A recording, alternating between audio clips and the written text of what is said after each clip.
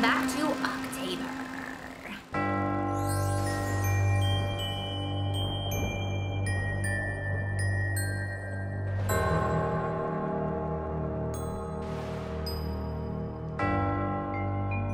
Hey guys, welcome back to my channel. Today is October. Today is Walt Disney Wednesday, I believe, unless it falls on a Monday or a Friday, just forgive me, it's a Walt Disney whatever. But today I am doing Queen of Hearts, which is the character that I chose to be at Disneyland this year because, I don't know, everything about Alice in Wonderland, Mad Hatter, all those things, I just love Alice in Wonderland. So I stole Queen of Hearts and I was like, I get to be the Queen of Hearts, okay?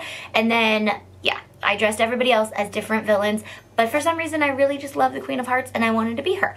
So let's get going. I did a lot of cute things for all of the villains, so if you're new here, check out the rest of the October videos. Click that subscribe button and that little dingy bell thingy because that will help you know when all my videos go live.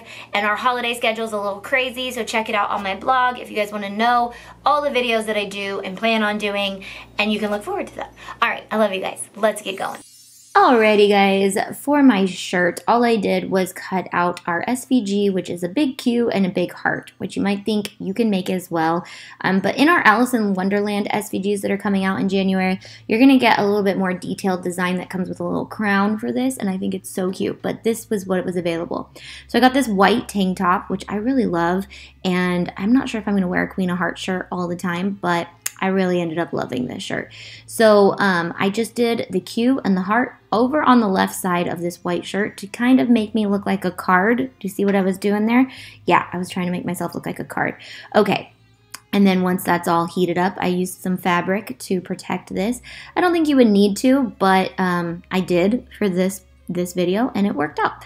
Okay, so I'm just going to make sure that's cooled off. This is Red Easy Weed, available on shopantitaya.com, and you can get that there. And then for the hat, I'm not going to lie, I used just a regular heart that I got on Cricut Access and some roses, but I'm not going to lie, this literally hat reminded me of my mom and dad's wedding from when it was in the 80s. Because this was literally the colors they used, but it's all good.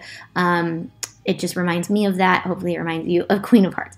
So I took the white roses that I got, I believe at the dollar store, and I just watercolored them red on the outsides. I did not want to watercolor them all red. I wanted to make it look obvious that these were painted roses because who has been painting her roses red? You know, you want it to be obvious. Okay, so some of them I did all painted, and some of them I did just subtly painted. And then I painted way too many because I did not need that many. So I'm just going to use these old ears, and I covered one of them with red sequins fabric and used the ears, the flowers, and this checkered fabric and this red sequins. So and then I also used this black ribbon that we used for Jack, and I had a lot left over because I didn't know I needed all that.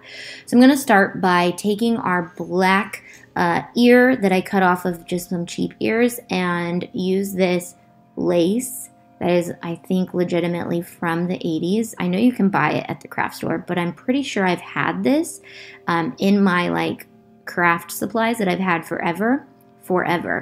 And that's why it's vintagely like 80s. Anyways, it reminded me of the Queen of Hearts and I really love it. So then I'm going to take this red sequins fabric and I am going to hot glue it onto the other side of the ear by just taking some hot glue and putting it right along the outside and sticking it to the back side of this sequins. And then I'm going to cut it off.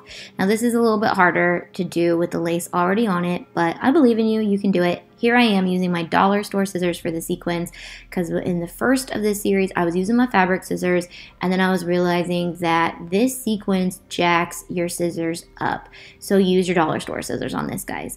Okay, so then we're just going to cut that off, close it off on the back side, and then we can repeat the process on the back side as well, or you can use a different fabric. The thing about Alice in Wonderland is I feel like the more different color fabrics you use, the better. Okay, so I'm going to finish this raw edge off with some red sequins.